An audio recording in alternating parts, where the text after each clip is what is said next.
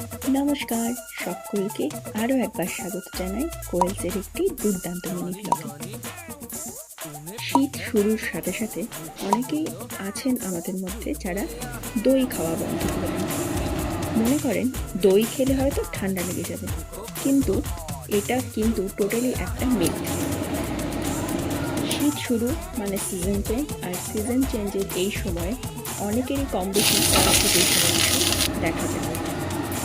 এই কনস্টিপেশন রোধ করতে আর ডাইজেস্টিভ সিস্টেমকে আরও বেশি স্ট্রং করতে টক দই দিয়ে রুম টেম্পারেচারে অবশ্যই এই রেসিপিটা বানিয়ে ফেলুন আর ভাতের সাথে বা এমনি এনজয় করুন। দই তড়কা এই দুর্দান্ত রেসিপিটা বানাবেন আর অবশ্যই জানাবেন কেমন লাগবে। সাবস্ক্রাইব করতে ভুলবেন না। বাই, দেখা হচ্ছে আরও একটা দুর্দান্ত মিনি ব্লগ নিয়ে নেক্সট থার্সডে ঠিক রাত 9টায়।